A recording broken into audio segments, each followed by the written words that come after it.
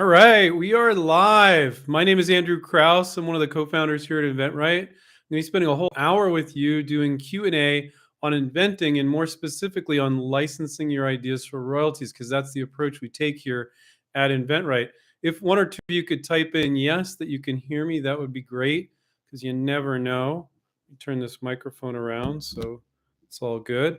Let's just jump in. If you guys could start typing your questions in, that would be great. What we focus on here at InventRight is licensing. So you don't need the money, you don't need to hire employees, and you don't need existing distribution. You get all of those from the company that you license to. Great. And I want to remind you guys, thank you, Dana, for typing that in, that anything we share with you today is not to be considered legal advice. Please consult your attorney if you need legal advice. And that's pretty much the disclaimer. Let's jump in and do some Q&A. Nobody typed in yes yet. Can somebody type in yes, Dana or somebody else? Just the fact that you can hear me, that's always a good thing. I don't want to be talking for 15 minutes and nobody can hear me. There we go. Okay, I got it. All right. So first question, and if you guys could type in your first name with your question, that would be great. Otherwise, I'll read your silly handle. Usually it's pretty silly, but that's okay. I'm all good with that. So the handle here on the first question is who knows? And they said, hello and welcome InventRight, because he knows my greeting. And they said, you are the Bruce and Michael Buffer of inventing, Andrew. I guess I'm not that familiar with popular culture. I don't know who Bruce and Michael Buffer is. So if you could let me know, that will be fun. Hi, Andrew. This is also from Who Knows. If Google image search finds the image of someone's homemade junky version of my idea, is that an issue? Like someone else's artist craft idea, or is it only when it is sold and not a one-off? No. So whatever has been publicly disclosed, this goes for your product or anybody's product.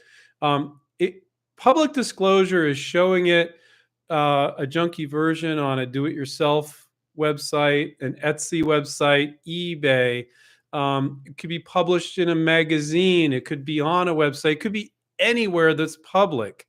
So technically, if somebody has invented the exact same thing, but it's a junky, crafty version, as you put it, or craft-like version, and you got a different version, that is prior art because it's been publicly disclosed. Now, you can get a patent on any little improvement that you make, and if they put it out there and put it out there for more than a year and they didn't get a patent, that is now public domain. Anybody can do that. It's the reason why you don't make a public disclosure of your invention. But you could still file a provisional patent on some little significant or insignificant improvement and move forward with trying to license it. So it doesn't matter if it's been sold or not, if it's been publicly disclosed. And if it's a craft or art idea and it's done in a cheesy way, but it's publicly disclosed, it's the exact same thing as your product, that is public disclosure, and that could prevent you from getting a provisional patent application or getting it. Sorry. It's not going to prevent you from getting a provisional patent because anybody can file a provisional. They don't even look at it. It could prevent you from getting a patent. Deidre, I don't have the details on what Deidre wrote here, but it doesn't sound right to me. Andrew, a company that has sent me a representation agreement, immediately red flag there. Invention promotion companies send you representation agreements. I've literally never met an inventor in the 21 years I've been doing InventRight that has had an invention promotion company license a product for them. What I hear over and over and over again from inventors that sign up with these companies is they hung on to it for a year. They said they were sending it to companies. Nothing ever happened. I've never met an inventor that has ever licensed a product that way. And I've been doing this for 21 years, but I hear from people that have been taken for 10 or 12 grand every day or every other day, literally. So representation agreement tells me they're an invention promotion company. Let's continue with her comment here. They are a large manufacturing and distribution company. Are they really? They don't represent inventors, manufacturing distribution companies. Usually invention scam promotion companies do that. That is also showing it to see if companies want to license it. That doesn't make sense. I don't know if you're using the wrong words. Now, if they showed it to a bunch of companies, 15 companies, and they said, Look, we're going to be manufacturing this thing. Are you interested?" And they're retailers. Great. But you said they're showing it to companies that want to license it. PPA in place and nice sell sheet. Really appreciate you, Andrew. I appreciate you too, Deidre, but it does something sounds really sketchy here. This doesn't that sound like a potential licensing deal. They had you sign a representation agreement. They're probably going to want money from you. That's not a licensing deal. And I've never met an inventor that's licensed a product that way. I'm not saying it hasn't happened somewhere at some time, but I personally have never met one. So to me, something sounds really fishy here. So I would research that company and see what people are saying about them. I have no idea what company you're talking about. And if you told me what company you were talking about, I wouldn't have said all this stuff because I would never make any comments about other companies in particular. It's very important not to say libelous things about other companies or people ever. Um, let's see. Travis says, "Is it any more or less difficult to license ideas for foods and snacks?" Yes, I would say it's definitely a little bit more difficult, but it's definitely doable. I'd say the smaller companies are more open. Good luck licensing to like Kraft Foods or something like the mega corporations, really difficult. But the smaller companies, medium-sized companies, I do think it's possible. Usually there's not much intellectual property except for a trade secret. So you're not going to tell them what the recipe is because usually you can't patent a combination of ingredients. If you have a manufacturing method that's going to work for mass manufacturing, you could do a method of manufacturing patent. But yes, you can license food and snack ideas. We actually have a company coming on our Bridging the Gap for our students, where we bring on CEOs and marketing managers later this month. Actually, they're coming on. They're coming on in about 7 days or so. And so, yes, you can do it. Would I say it's a little bit harder? Yeah, I would say it's a little bit harder. I wouldn't say it's in the era of not doing it, but if you want to only license to the mega corps like Kraft Foods, for example, you might as well give up now. But if it's ripe for the smaller companies, yeah, I would say that's fine. Let's see. Great questions so far. Um, Julius says, "Can I resend a PPA if the first one isn't up and running? Can I resend a PPA? You can always file the PPA again if you want to. It's not connected to the prior one, it's separate. Every time you file a PPA, it's a year from the time you file it. But if the first one isn't up and running, now if you said it wasn't up and it wasn't expired yet, I would say yes. You could file a PPA. You could have filed a PPA 6 months ago, and it has A and B in it. And then you're like, "Ooh, I came up with something else I want to add to it." So you take that same PPA and you add C to it, and then you file it today, and you'll be protected from today for a year. For you're not protected actually. It's not the right wording. You're putting people on notice you filed a provisional patent or a patent pending. If you later file a utility, then you'll be protected from that date. But yeah, you can file multiple provisionals, but I don't know what you mean by "and up and running" parts, so I can't really answer that one. Um, I don't know what that means. So if you could further define that, that would be great. Uh, Hi, Andrew. This is from Juan. I was wondering if I should get an NDA for the prototype company. Thanks for all your help and no BS. Yeah, I thank you. That's a big compliment that you say we're no BS. Yeah, when you work with a freelancer, a graphic designer, a prototype, or what have you, I would always have them sign an NDA. I think most of the time they're going to be the last people that are ever going to knock you off. Never heard of a prototype or a graphic designer knocking off an inventor. They're doing that work. They don't know how to license, so they don't know how to do that. So I wouldn't be too concerned about it. But I would have them file an NDA, non-disclosure agreement, absolutely. And if they hesitate, I go, okay, what's going on here? Sometimes they may don't have a lot of people asking for that, and just say, hey, it's really important to me, and it's just saying that you don't have any rights for this idea. It's my product. You have a problem with that? You don't say, do you have a problem? You have a problem with that? You don't say it like that, but and I'm sure you don't have a problem with that and give them a chance to go ahead and sign it. Uh, Juan said, "Are you planning on doing another sell sheet review anytime soon?" I don't remember. It hasn't been. It's been a really long time since we did like sell sheet reviews for the public. But thanks for bringing it up, Juan. It's like It's an interesting thing that we could do, but I have to say that we've done a few where we did a few, like we'll do Steve and I will do 4 or 5 or something like that. I think it's interesting. I think we might be able to do that. But I'll tell you, when I get sell sheets from non-InventRight students, 90% of them are junk. They're just really bad, But and then a small percentage of the time they're okay, and very rarely are they good enough. So this gives you guys kind of a frame of reference to know, oh, Andrew said most of the time as an inventor, our sell sheets aren't good enough. And so it makes you want to do a double take. So I don't care if you're talking to a marketing person or us or somebody else, but you need to make sure you talk to somebody that really knows what a good sell sheet looks like.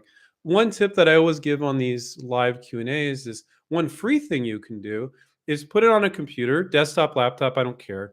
This only works with somebody that has never seen it before. It could be friends, family, stranger. If it's a stranger, get them to sign an NDA. But I don't care if they're super supportive or super critical.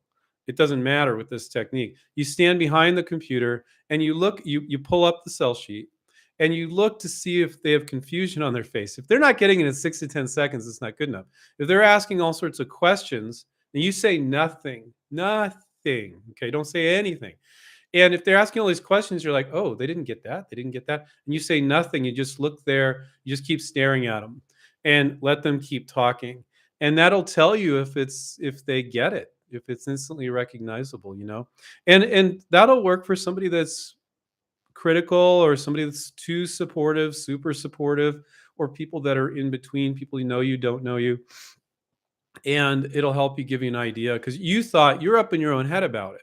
You've been thinking about this thing for a long time. You think it makes total sense, but you're like 5 steps ahead because you've been thinking about it. But you need somebody that looks at it and gets it right away because that is all a marketing manager is going to give you. They're going to give you 6 to 10 seconds. One, I'll think about it. Maybe I'll talk to Steven about it, about doing some sort of sell sheet review for the public or something. I think that might be interesting.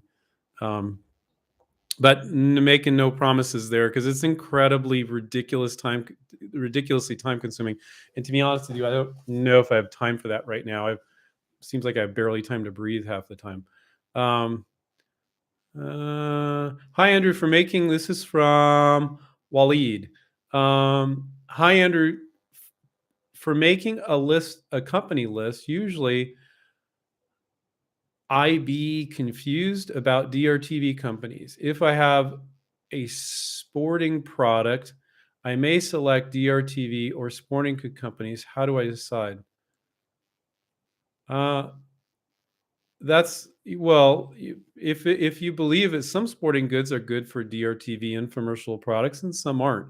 It has to have a real wow factor to be on DRTV or infomercials. So that's how you'd figure out if your sporting good product would be appropriate. Does it have this really wow factor? It can't be like, oh, it's a slightly different baseball glove, or it's got this nice little improvement. Baseball glove company might love that, but DRTV is going to go, no, it's got to have that wow factor. So more than likely, I can't say, but if it has the wow factor, go DRTV in addition to regular sporting good companies. So hopefully that answers your question. Oh, okay. Who knows? The handle said Bruce Buffer is the UFC announcer. I should know that. My brother was the largest publisher for MMA books when MMA not too long ago. He hasn't been doing those. He does like diet books and stuff now. But he knows all the fighters and stuff. I've been to a couple of their houses, some of these different MMA fighters, because I live here in Las Vegas. So does my brother. Um, oh, okay. Yeah. I used to watch MMA and UFC all the time in the early days, back when I was in college. That was a long time ago, guys, where they'd have like a sumo wrestler fighting this little scrappy kung fu guy, stuff like that. I haven't watched MMA in so long. And one thing I've noticed though is that there's a lot of women's MMA now. That's kind of interesting because I got kind of bored with the other stuff, so I haven't watched it in eons. But it's kind of interesting. It's brutal. I don't think I'd want to be in the ring there. But um, um, Paul said, if you're negotiating the same deal with two companies, and how and what point do you end negotiations with one company without burning any bridges? Will they want to work with you in the future? So, I mean, Our negotiation coach, Paul, will help. Who asked that question? Also, the person who asked the question, his name is Paul. But our negotiation coach, Paul, will help our students in that area to figure out what makes sense. But most of the time, 95% of the time, you want to move forward with both companies as if the other one doesn't exist. Initial interest or initial talks is not nearly a done deal. Usually, when you get interest from a company, you'll go back and forth with that company for 3 weeks to 3 months, is the average, before something gets signed. Even a little bit more now, because it takes companies a little longer to get quotes overseas because of the supply chain issues. So they don't want to sign a deal until they know they can make it at a reasonable price. So it's a good problem to have, and it's not really something to worry about. I would move forward with all of them as if the other ones don't exist. Now, where it becomes problematic is when one of the companies starts investing in the product. Like they spend 8K on a prototype or something like that. Just getting quotes overseas, that's not, it's investing their time and some of their resources and their people, but that is not a done deal by any means. So, unless, I think you got to be careful when they start investing their own money, large amounts of their own money. That's when you need to be careful. But there's all sorts of, but really, it's not something you should be worrying about.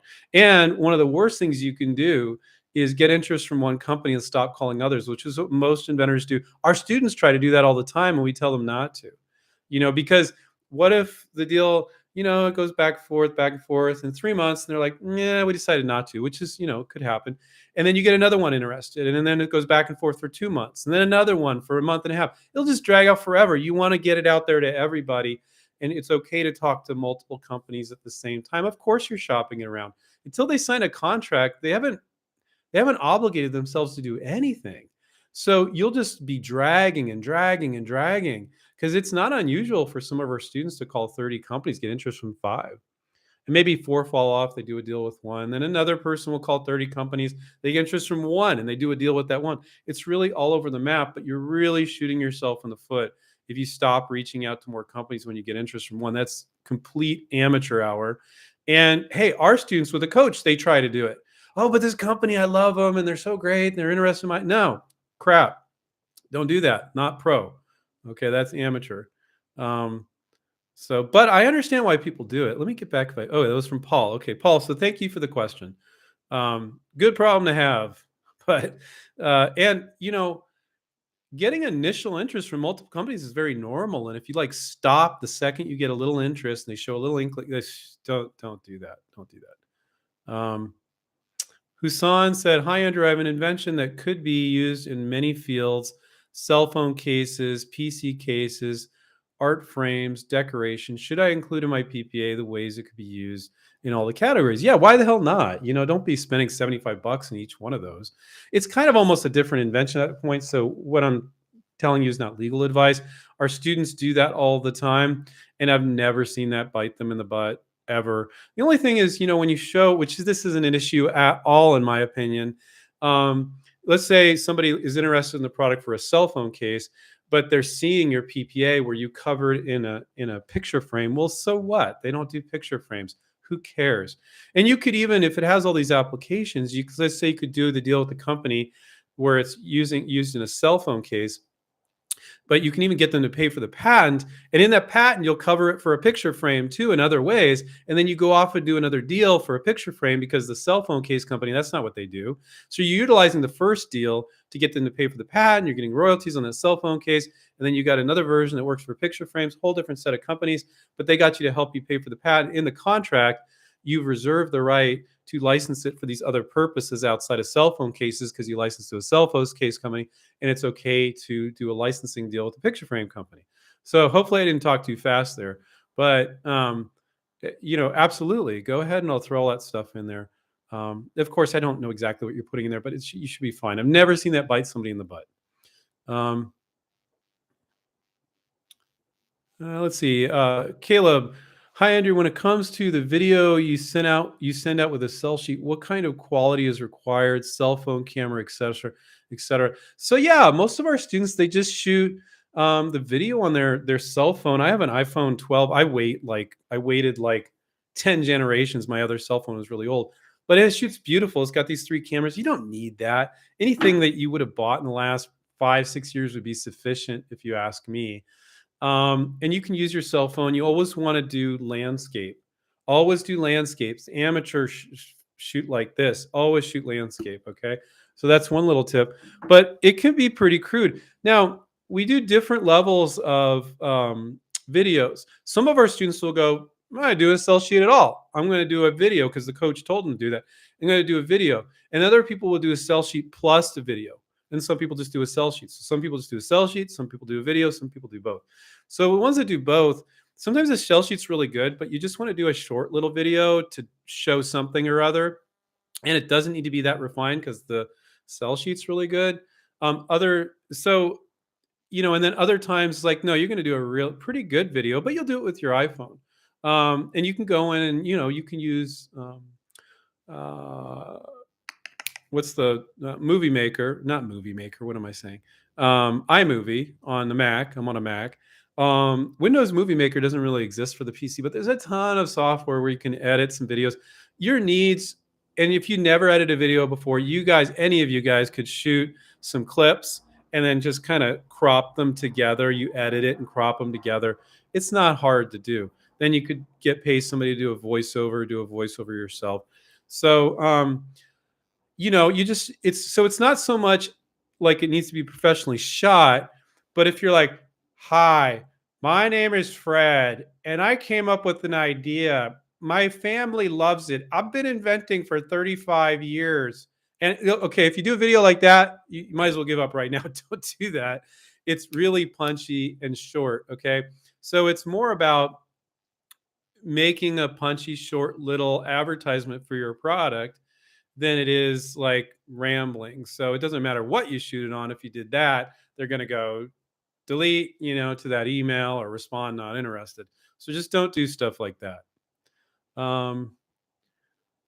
Emperor said, "How do I go about doing a provisional patent?" We have with our coaching program, we have some software that you can use that's included, so you can file your own provisional. So you can do that yourself, Emperor. You do not need a patent attorney to file a provisional. It could be done in common English. If you ever looked at a patent, you're like, "What am I looking at? This is like I could never do that." A provisional patent can be written in common English, and we give you some software to learn how to do that. Go to inventright.com, click on Contact Us, and book a meeting with an advisor, and we can tell you more about how we can help you do that. But you do not need a patent attorney to file a provisional patent. If you go with a patent attorney, it's like it'll cost you $800, $2,500, probably on the higher side, to file a provisional patent. And if you do it yourself, it's $75. You only have to pay the patent office fee. That's a hell of a lot better. And they can't even see what's in it. So if you did kind of like an okay job, company shows interest, it's never going to be the first thing you do. So if you get a lot of traction on it, you could go back and file another one before you show them your PPA. Let's see. Concrete said, with pull-through marketing, would it be better to go from a smaller company to a bigger company, telling a smaller company that a bigger company is interested in the product? Well, first off, your misperception. I think you might be misperceiving pull-through marketing. You never pit potential licensees against each other.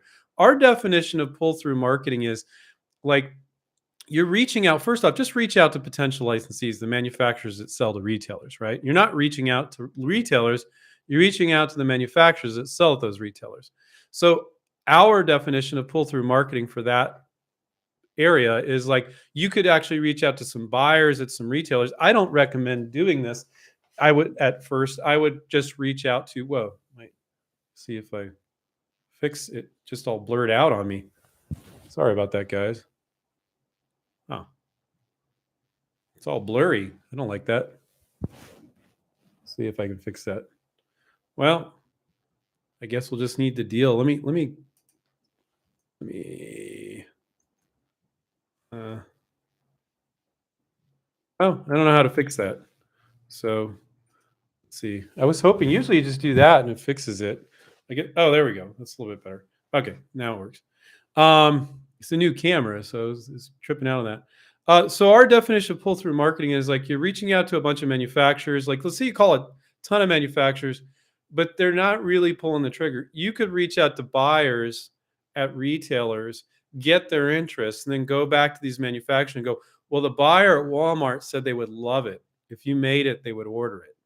But you're going to really kind of piss off the buyers there because they're there to buy products from companies that are ready to manufacture and sell it to them. So when they show interest, they're like, what's your price sheet? What's this, that? And you're like, oh, I don't have this. If I license this to one of your uh, if I license this to a company, would you buy it? Later, and then they'll be like, "Oh crap, why'd you waste my time?"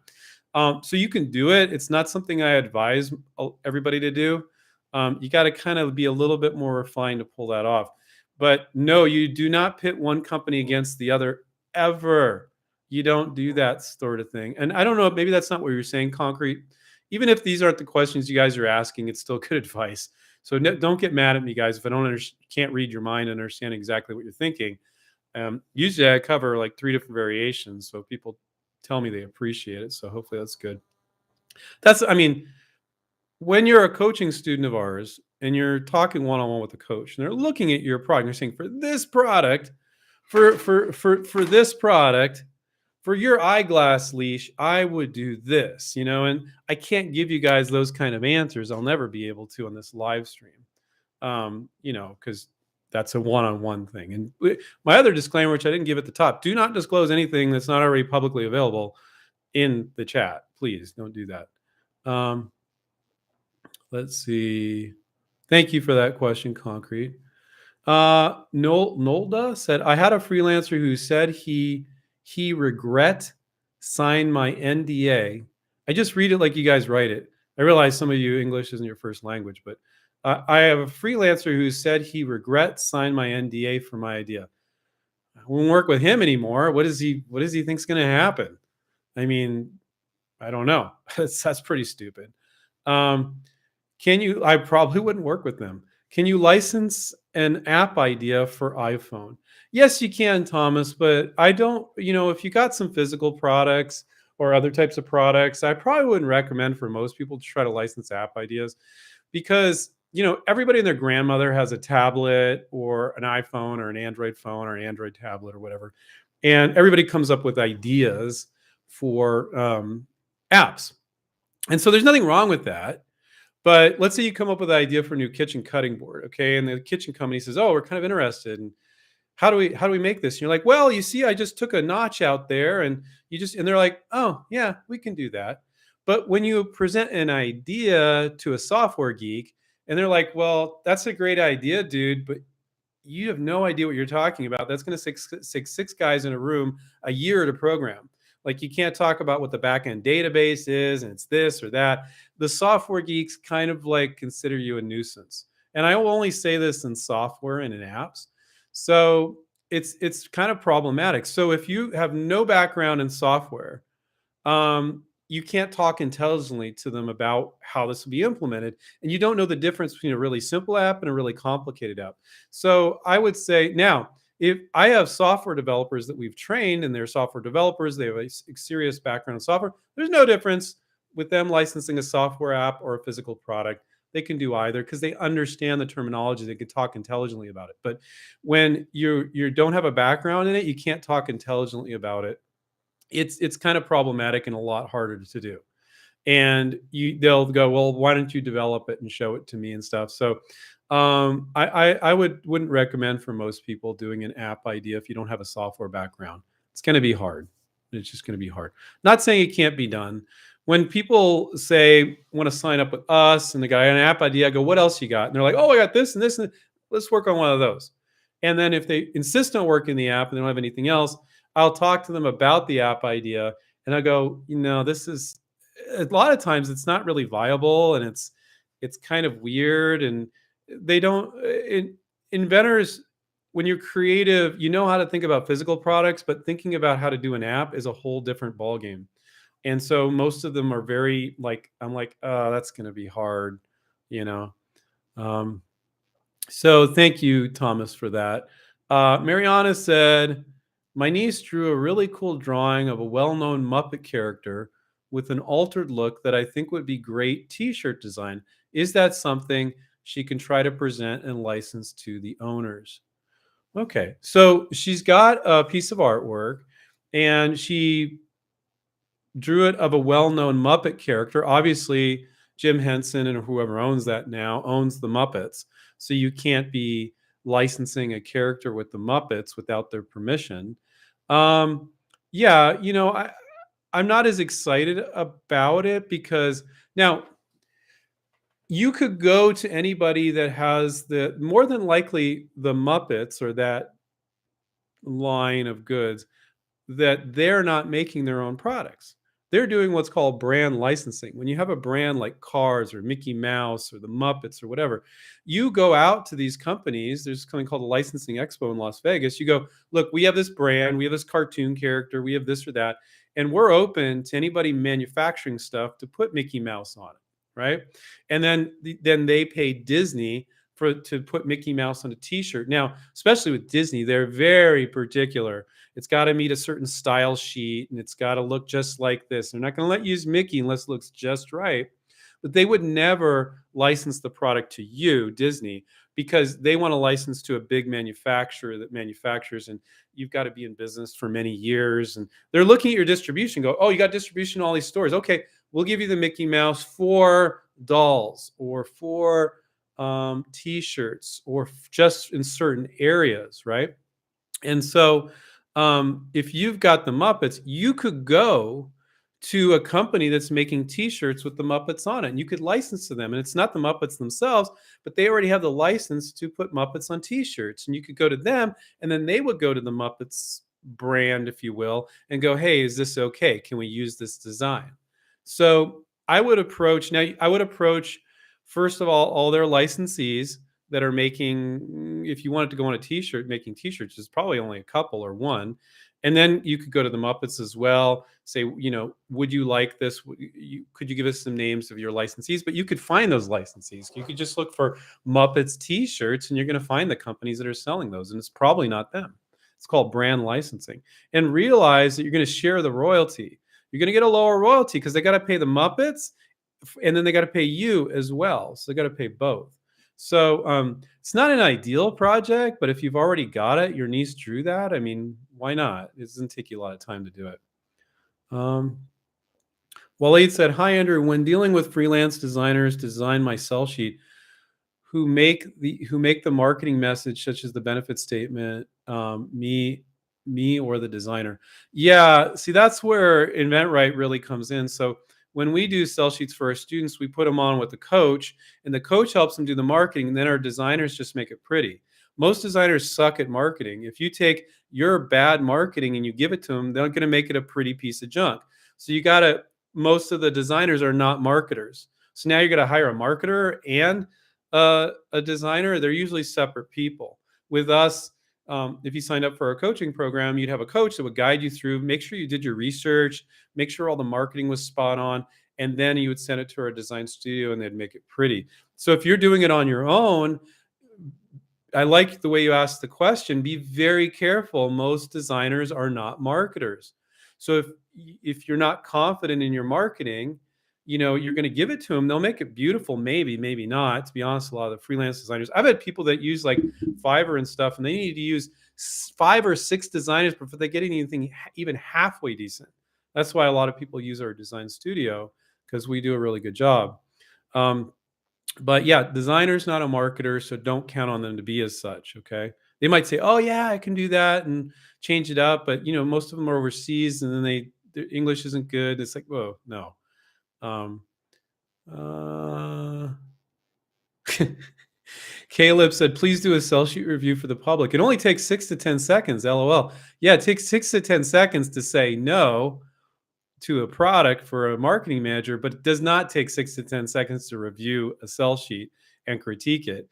And then, also the one reason why we hesitate to do sell sheet reviews is part of a good sell sheet review will be reviewing all the other products in that space. That, most of the time when our coaches are working with a student, like they're having them do the market research, then doing the marketing based on that, and then making sure the sell sheet is fantastic.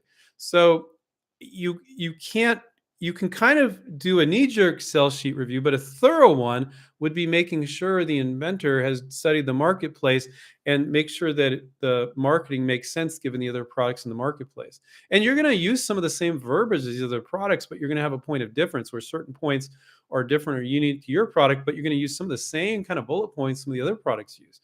That's why it's really important to study the marketplace. So, no, we couldn't possibly do that in 6 to 10 seconds, but I know you're just joking, Caleb. Um, Daryl said, hi, Andrew. How open are car manufacturers to PPAs? I have an idea on an electric motor that shows novelty after 2 professional patent searches.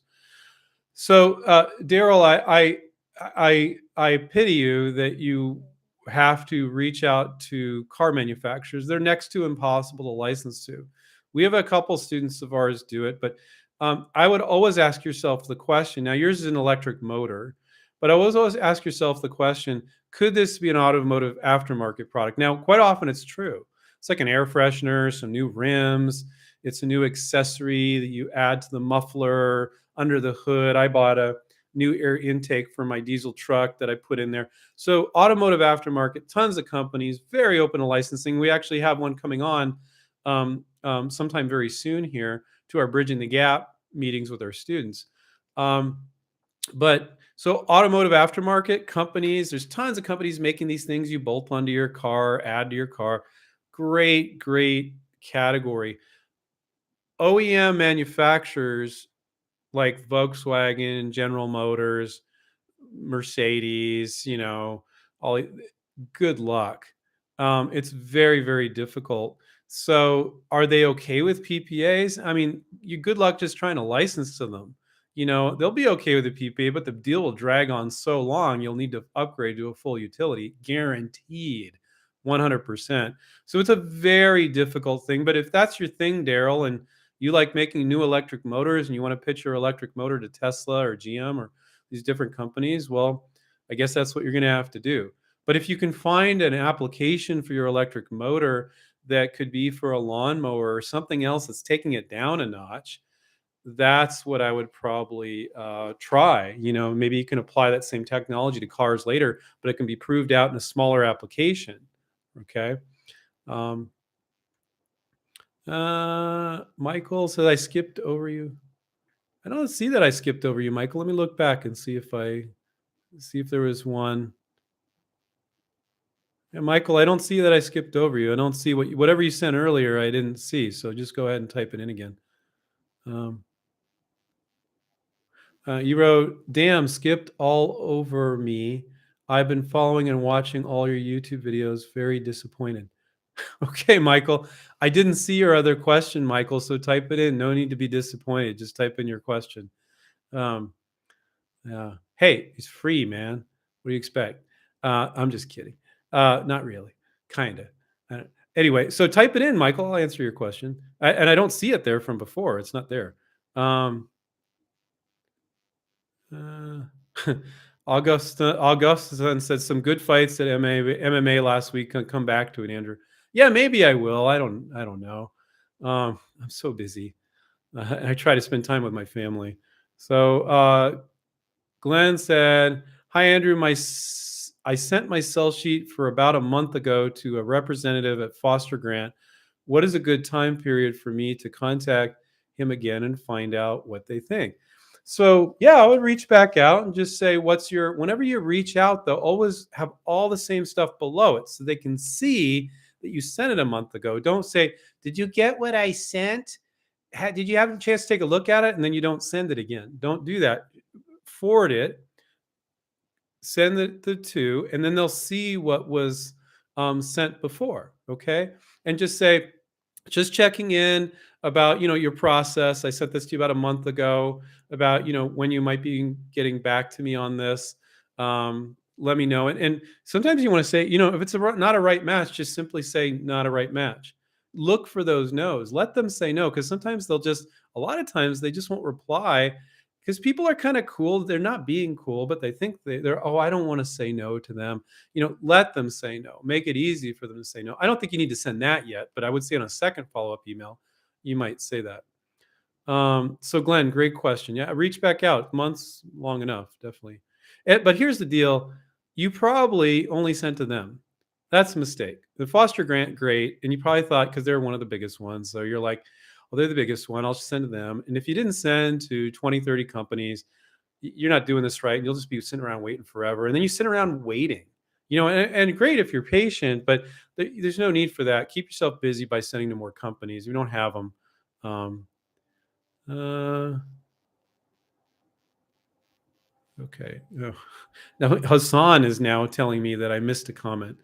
Um, no, I don't see Hassan's either. I answered your other one, Hassan. Well, that's okay. I think no, I don't see it there either, Hassan. I see the one I answered. So something funky must be happening with the chat. So just type them in again, guys. If you asked it and I passed it up, just type it in again. So it must.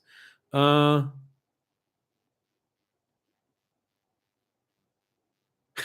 okay, that's funny. Uh, I Mike Mike repairs stuff. Mike said Pauly Shore lives near you. That's like a weird movie star reference. I haven't seen anything from him. Lives near you, Andrew. Great comedian. Okay, that's funny. I don't know if that was just a funny comment. Um,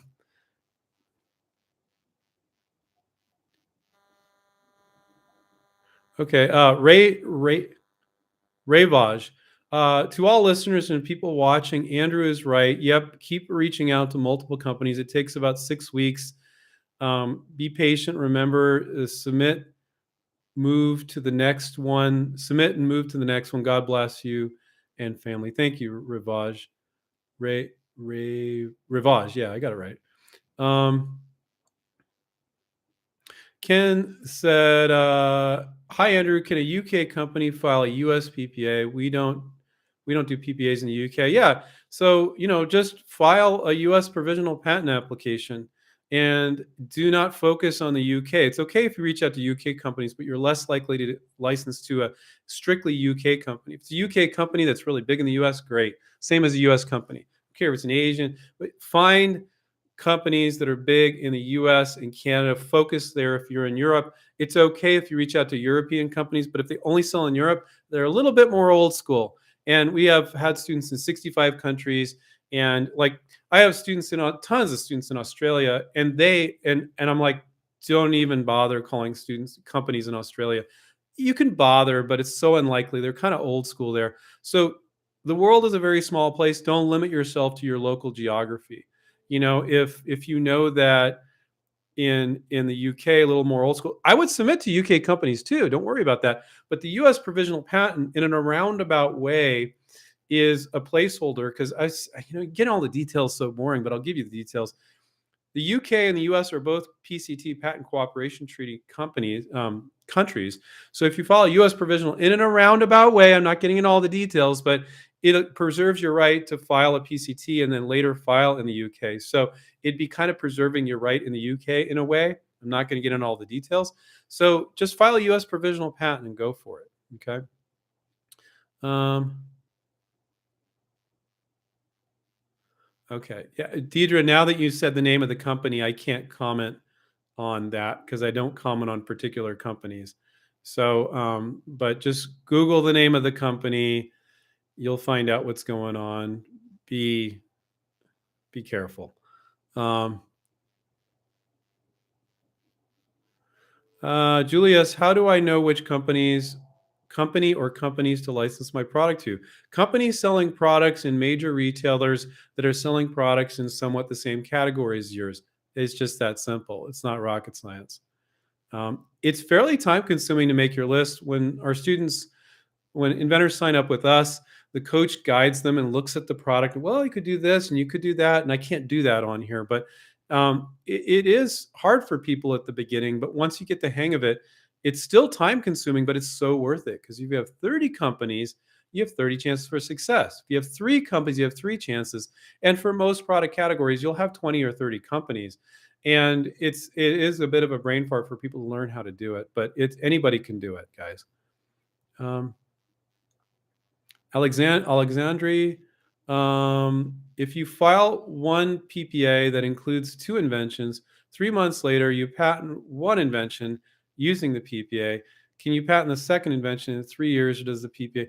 Well, so first of all, um, yeah, that's a detailed question. I can't answer that, Alexandri, because I'd need to think on that a little bit.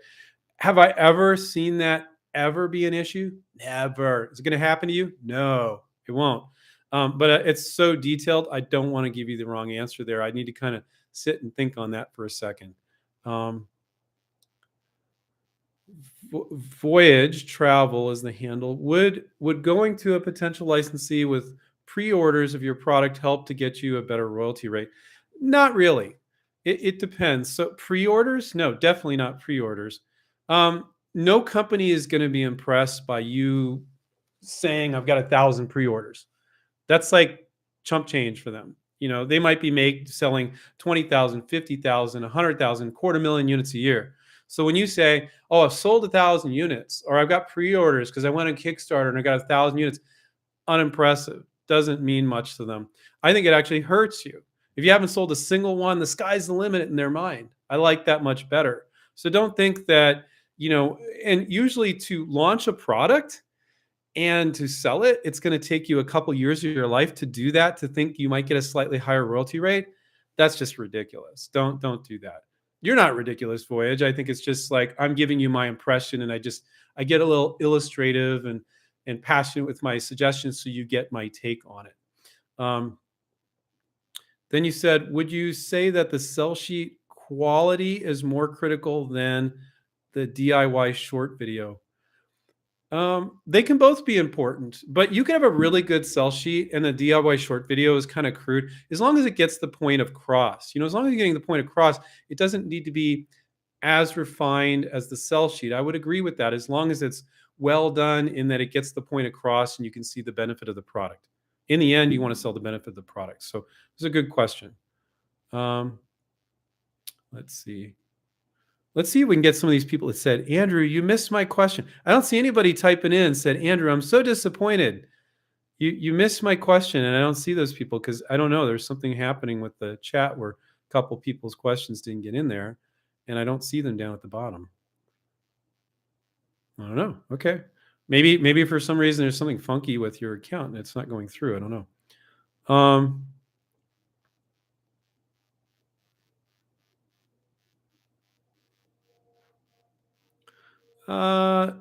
So Mike said, Andrew, please acknowledge the tornado victims last Friday night. If you did, please forgive me. I missed the first 6 minutes. So, guys, I stopped watching all news about 3.5 months ago. I got so sick of people fighting each other, whether it's political or just all the social media garbage, man. That's what I love about YouTube. When you can get on YouTube and you can get educated about something that's important to you. I don't know about if you guys know this, but I watch YouTube every night on my TV because I am an information addict and I love learning how to do new things. And I've been watching some videos on stuff to do with my car and my RV, and I've learned some from incredible people. That's a positive thing. The news is so much garbage, and I haven't watched any of it lately. And so I did get an inkling, even though I'm not watching the news. I did hear about tornadoes. I don't know the details, so I can't really speak to it. And whatever I'm going to say isn't going to make a difference anyway. But I think like 80 people died. That really sucks. That's terrible. That's all I can say. Is it's terrible. I don't have the details. Let's see. And I suggest you guys do what you want, but I suggest you guys do the same thing too, at least for a short period of time. I won't be doing that forever because I'm an information addict, and I just wanted to know everything going on in the world at all times. And I found it was like a full time job, because if you just take whatever the media gives you, I don't care right or left. I could give a crap about either because they're both absolute garbage if you ask me. But if you just take at what the media gives you, I'm an intellectual person. I like to analyze things. That takes time. I found it took too much of my time because the information I was getting was such garbage. I would need to think about it and analyze it. I don't just take it in and go, "Oh, okay." But I suggest you guys do it. Try it for like a month or two. It'll make your life so much better. Your friends and family will let you know if the world's falling apart. They will. I asked my people to let me know, and they haven't let me know yet. So I'm assuming it's not falling apart. But I found it to be a very positive thing, not watching the news anymore, like nothing. And I love it. And I probably won't be doing that forever. But hey, I've gone 3.5 months. I'll probably go another 3.5 months. It's making me happy. Um, Travis said, "How can you be sure if the technology for your idea exists? Do you just search online, or is it appropriate to reach out to an expert at time?" What we care most about, Travis, is what exists in the marketplace. What is being sold in the marketplace. So you need to become an expert in the micro category of your idea. So let's say you had a magnetic doorstop, okay? You should know every freaking magnetic doorstop out there. And a great way to do that is Google Images. Amazon's good too, but I really like Google Images. And you should know the doorstops out there too. So you want to search in the micro category of your idea, all to find what is in the marketplace now. That's the most relevant. Not some technology exists way over here that you don't know that exists. So, that's how you do it. You get on Google Images, get on Amazon. If it's an industrial product, Google Images might help you a little bit more because industrial products aren't on Amazon. We get plenty of students, contrary to popular belief, that we have working on industrial and B2B products. Some of these people see our success stories and they're like, "Oh, you just do consumer stuff." I'm like, no, no, our students are doing all sorts of interesting. I just can't put some of its stuff up here because it's too freaking big. Like I think I mentioned before, I had this student license this giant, not this big, giant boring drill that drills into the ground the size of a Volkswagen Bug, and I can't put that up here on my shelf. But industrial products are licensable just like consumer products. So you need to search online, yes. And I would use Google Images and Amazon if it's a consumer product, and Google Images for everything. Google Shopping, you can play around with that too. And look at all the products in the space of your idea, which is fun. Um, uh, Tom said, "Wondering when is your next seminar or live presentation?" So one thing that we're going to do is we're going to do a series for the public, kind of on the inventRight steps. So I think you guys might like that. So we're going to be doing that in 2022. I don't have exact dates yet, but we're planning on doing that. Um, we did a series during the beginning of COVID, and people really liked it. So we're going to be doing that again. Um, So I'm trying to answer some people that I haven't answered yet. So I'm going to skip over some because I want to get to people that I haven't answered a question from yet, because we're coming up about 7 minutes left here, but I'll go a little bit over. Dave said, "Hi, Andrew. Is there a best and or worst time of the year to contact fitness related companies about licensing a fitness device?" Any time of year. There is no best or worst time. And every time of year on a related subject, every time in November, December, people, "Oh, Andrew, it's Thanksgiving, it's Christmas. I don't know. It's probably not a good time. Maybe I'll start reaching out in January." I'm like, no, we over all our years, our students have just as much success in November and December. It's only a little bit different in that some people are checked out because they went on vacation for a week or two. Okay, you're not going to get a response from them. But the ones that are in, a percentage of them I've found are a little extra friendly and communicative and like, "Oh, no, let me," and maybe they're kind of kicking back a little bit. And so I have found that evens out, and our students have just as much success getting interest from companies. And we have anywhere from 400 to 600 students at any point in time. So that's a pretty big sample size of experience. And this is over 21 years. I can tell you, you'll have just as much success in November and December as you will any other time of the year. So don't analyze that. Just freaking reach out. Don't analyze it. Now, let's say you're working on a seasonal product, like a gardening product or whatever, and let's say you stay in that category and you're going to submit more gardening products, and you start to make friends with some of these marketing manager gardening companies. You start to notice they like it a certain time of year. Okay, then you can do it. But right now, just reach out to everybody. It's just another. Not I'm not putting this on you, Dave, but I think inventors is just coming up with just another excuse not to do it yet. And I'm telling you, there is no right time to do it. Just do it. Okay. Um, let's see. See if I find a few other people I haven't answered questions for. Let's see. Ken the Cat said, one of our licensees pays us a standard royalty rate of 5%, but only 2.5% on FOB sales from China. They argue that the volumes are higher, but the price is much lower. I don't know. You need to. I don't have enough details there to answer that. Uh, Sometimes people come up with weird excuses. We help our students with that all the time. I would need to ask you more questions, Ken, to figure out if that would be appropriate or not. I'd rattle off like 10 questions. I don't have enough info to go on here. Um, let's see, Jonathan, are tech companies open to PPAs, created a product specifically for them? Well, tech companies, it sounds like you might be creating a product for one company. Yeah. You always want to go, okay, I think it'd be right for this company, but could I reach out to 15 others too? If the answer is yes, great.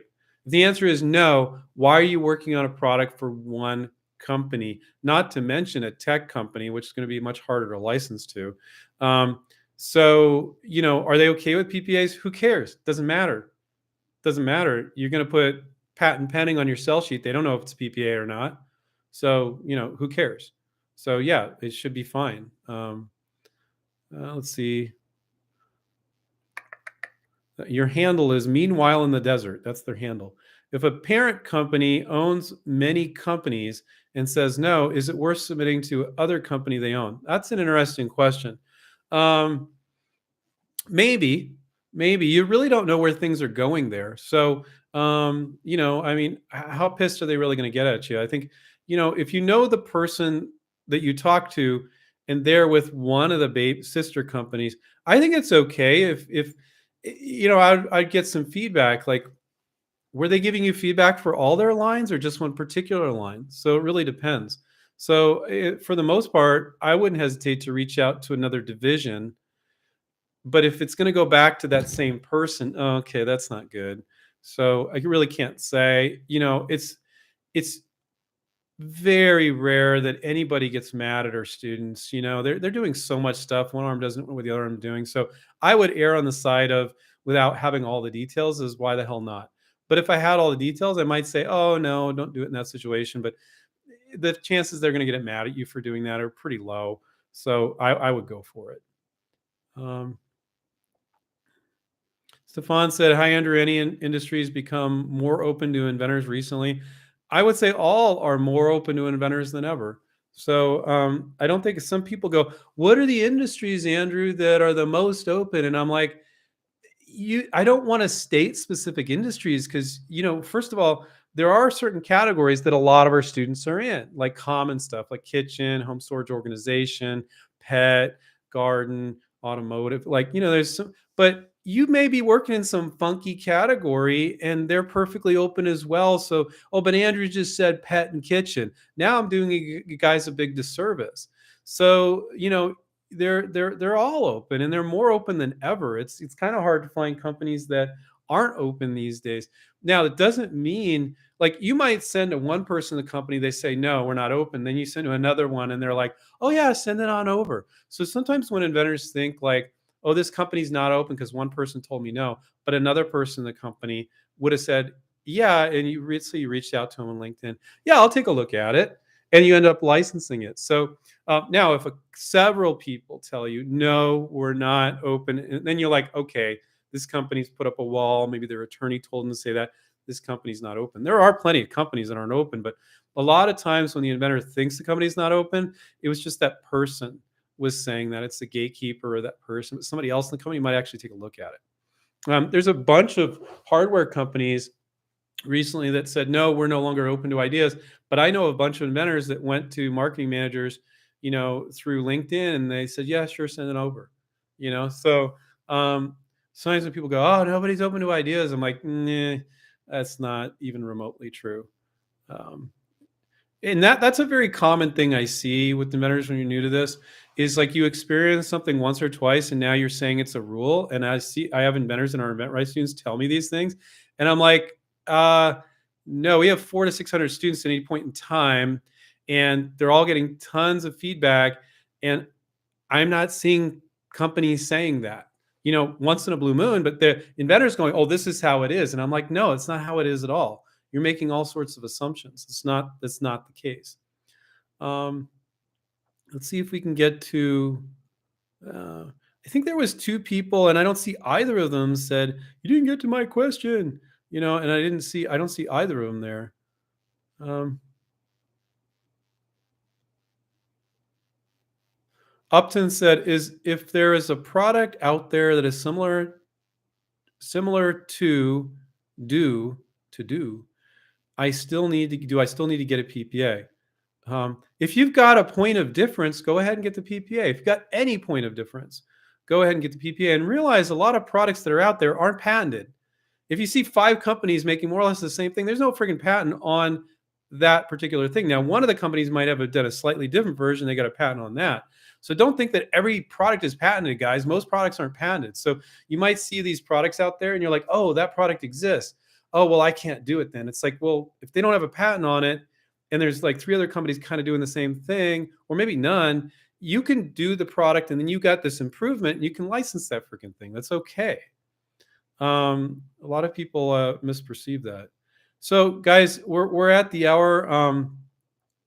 There was, I think it was San and one other person said I didn't answer their question, but I don't see them that they typed something else in. So, and I didn't get to all your questions, and I never will because we only got an hour. I did a whole hour, and I'm rapid fire, guys. I talk fast. I answer a lot of questions.